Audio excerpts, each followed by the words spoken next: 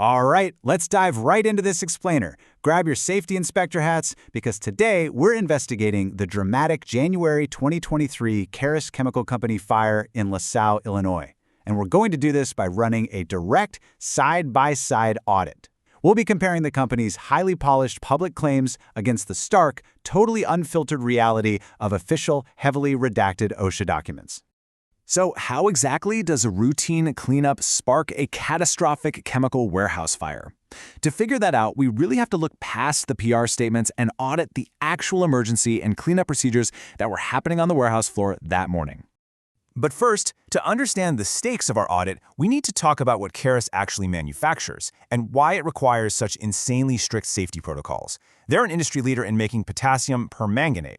Now, that is a Class 2 oxidizing chemical mostly used in water treatment. And because it's a strong oxidizer, it presents a severe fire hazard to employees every single day. Basically, if you mix this stuff with the wrong combustible materials, you don't just get a mess, you get a literal instant inferno. Our entire audit today is built directly on actual Freedom of Information Act releases from the Department of Labor. This isn't just media speculation or hearsay. These files unlock the confidential inside details of the incident based on the actual findings of safety inspectors who walked the floor and interviewed the staff. And you know things are serious when OSHA has to heavily redact their files. They specifically cited FOIA Exemption 7D to protect the identities of the whistleblowers and employees who cooperated with the government in confidence. Those redactions prove we're getting the unvarnished truth from the people who were actually on the ground when the fire broke out. Okay, let's track the timeline and see how this all builds. Imagine this, it's 8:30 in the morning. A shipping clerk attempts to move a damaged super sack holding over 2,200 pounds of potassium permanganate. Instead of moving it away from fuel sources, they tried to repair it, setting it aside on a highly combustible cardboard panel.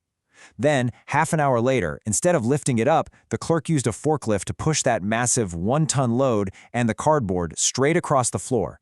The friction ignited the chemical and the fire instantly spread. Phase 1. Auditing Spill Response Protocols. Let's break down the exact physical mechanism of the failure here.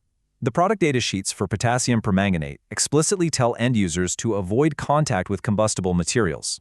Yet, and it's honestly hard to believe, an oxidizer weighing over a ton was placed directly onto cardboard, pushed forcefully across the floor, and ignited. The friction provided the heat, the oxidizer gave it oxygen, and the cardboard? Well, that was the fuel.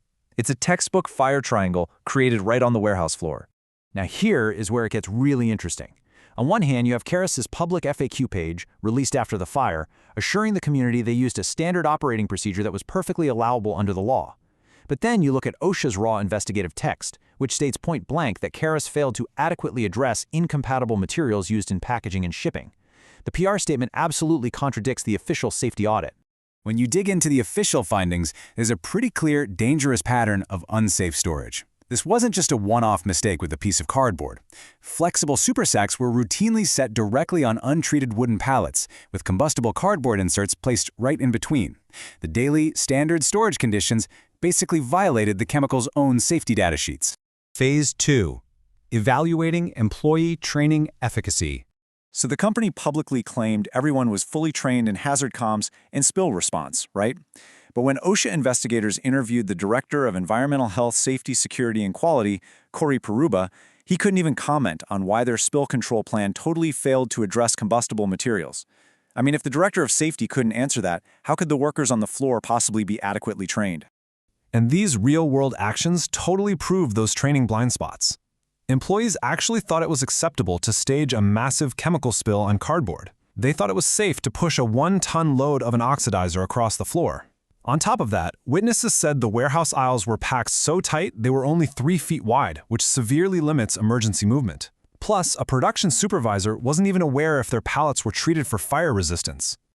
Phase 3. Emergency plans versus reality. This is honestly the most stunning part of the audit. Carus boasted about their federally mandated, comprehensive emergency response plans, yet OSHA found that the company's fire prevention plan totally failed to recognize the facility's primary chemical product, potassium permanganate, as an ignition source. They make an oxidizer that is a known fire hazard, but their fire plan literally didn't address it as one. It's like having a flood plan but forgetting you live next to a dam. Phase 4. Compliance, permits, and transparency. The Department of Labor didn't just hand out a friendly warning here. Because of these findings, OSHA slapped Carus with a strict 30-day abatement requirement. That meant the company had exactly 30 working days to completely overhaul these hazards, provide multi-step documentation, and prove that these unsafe storage and handling practices were actually fixed. And the official proposed penalty justification completely shatters the PR narrative that this was just some freak accident during a quote-unquote perfectly allowable procedure. It was a documented safety violation. The federal government officially found the employer at fault for failing to protect workers from fire hazards, which triggered an official penalty process. So, to wrap up our explainer, we've just looked at a textbook case where a company's polished, outward-facing assurances of safety completely contradicted the heavily redacted, internal findings of federal safety inspectors.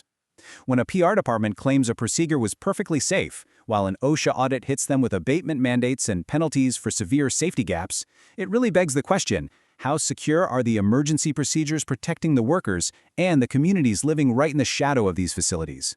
It's a pretty stark reminder that true safety isn't found on an FAQ page, it's found on the warehouse floor. Thanks for joining me on this explainer, and keep asking the tough questions.